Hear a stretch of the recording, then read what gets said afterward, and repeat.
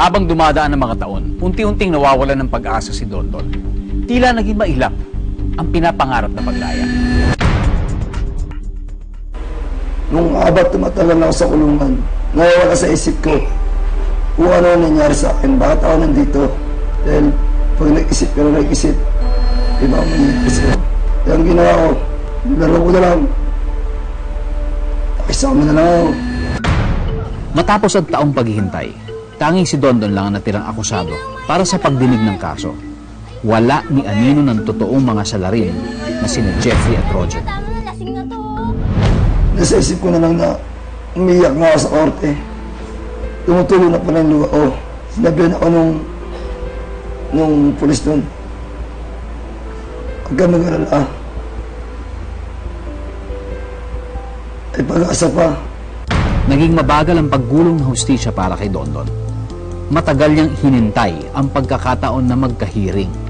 At noong naganap ito, lumabas ang kinatatakutang hatol kay Dondon. Reklusyon perpetua o habang buhay na pagkakabilanggo. Iyak na iyak yung nanay ko. Parang kamalala si Judge. Makatol sa akin. Tony, tulungan niyo po kami. Wala ko kami pera para ho sa ganitong kaso. Huwag ko kayo mag-alala, Mrs. Pinapangako ko po na gagawin ko lahat para may panalo yung kaso ni Dondon. Umaasa po kami, Tony. Umaasa po kami. Napakasakit tanggapin ang naging hatol ng hukuman para kay Dondon. Hindi lamang para sa kanya, kundi pati na rin sa lahat ng nagtitiwala sa kanya. 40 years yun yung pagkakabilang ko.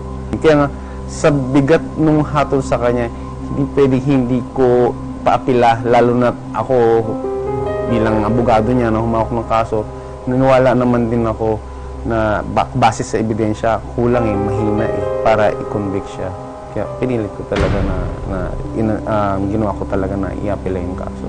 Si Dondon po kasi ay narepresenta na ng aming distrito noong trial level pa lang. So, meron po tayong PAO District Office na siyang humawak habang nililitis po yung kaso ni Dondon. Pagkatapos po nilang mag-file ng Notice of Appeal, nakita ko po na paiba-iba yung sinasabi ng biktima. At yun nga po, ni isa doon sa kanyang salaysay, hindi niya po nabanggit si Dondon bilang isa sa mga 5 gumahasa sa kanya.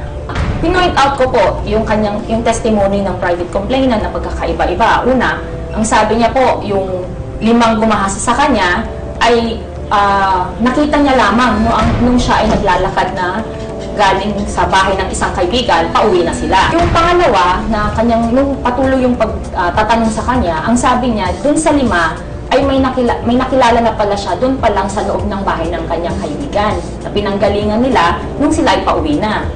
Tapos, nung siya naman ay tinanong sa cross-examination, naiba na naman ang kanyang sagot. Ang sabi niya, doon pa lang sa lugar kung saan sila ay nag-iinuman, bago sila pumunta sa bahay ng kaibigan, ay naandoon na yung 5 lalaki. Na medyo magulo. Posibleng hindi niya talaga nakita o wala talaga doon si Dondon nung nangyari yung sinasabi niyang pangahalay sa kanya. Nung una, nawalan ako ng pag-asa. Pero nung nabalitaan ako ng nanay ko na pinasikaso na raw ng attorney ko, pinagdasal ko kasi mabaliktad. Hindi pala ako may gawa. Wala ako kasalanan. Hindi pala ako maasa ako na mabaliktad yung... Ano po natin yung desisyon, January 31 po, nilabas po ng January 30. Usually kasi pag acquittal po, pina-personal service ng Court of Appeals yan. Kasi, syempre, yung isang araw na makulong yung wala namang sala ay deprivation of life na po yan. At nitong March 2017, nalaman ni Dondon ang pinakihintay niyang desisyon. Dondon, makakalaya ka na. Talaga ako, tata! Ako sa narinig yung bayan! Mayor! Mayor!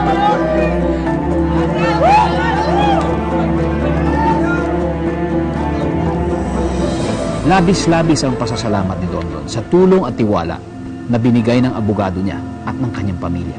Bilang abogado, trabaho namin yun na protektahan yung interes ng mga akusado, protektahan ang karapatan nila.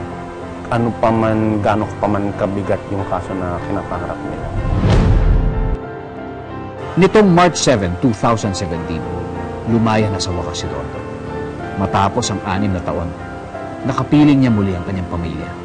Sama-sama nilang bubuuin muli ang kanilang buhay. Hihilumi ng mga sugat ng trahedyang sinapit. Don, welcome sa Quezon. Naalala mo pa kung paano makauwi sa inyo? Oo naman. Ang laki na yung pinagbago simula noong 2010 hanggang sa paglabas ko. Ibang-iba na noon kaysa ngayon. Alam ba nila na lalaya ka nung Hindi po nila alam. Nakita ko ng nanay ko galing sa kabilang bahay, dala-dala pagkain, pasalubong na pumunta sa amin sa bahay. Ano yung mga sinabi mo sa kanya? Humingi ko ng pasensya sa nanay ko. Sabi ko, ma, pasensya ka na sa mga sa mga problema na ibinigay ko sa'yo. Hindi ko akalain magiging ganito ang buhay ko. Sabi ko sa kanya na, kaya ko kalala, babawi ako. Babawi ako sa inyo pag nagkatrabaho ako. Patawarin niya ako sa mga nagawa kong pagkakamali. Pero po nakasamang pangalan na Jeff sa Muti. Pinayuhan niya po ako. Sabi niya sa akin na saka ng iskombi. Huwag kang magsaya. Dahil kahit anong araw, anong oras, pwede kang gawin ng senaryo dyan sa labas. Kaya yun po nasa isip ko. Hindi po ako lumalabas ng bahay. Tulad ng sinabi po ng nanay ko na kung huwag na muna akong lalayo ng bahay, sinusunod yung po yun. Isip po po na may mahal pa po ako sa buhay. Babalik na lang ulit sa pagtitinda ng gulay. Kaya doon sa pagtatrabaho sa sapote. Para naman makatulong ko sa magulang ko.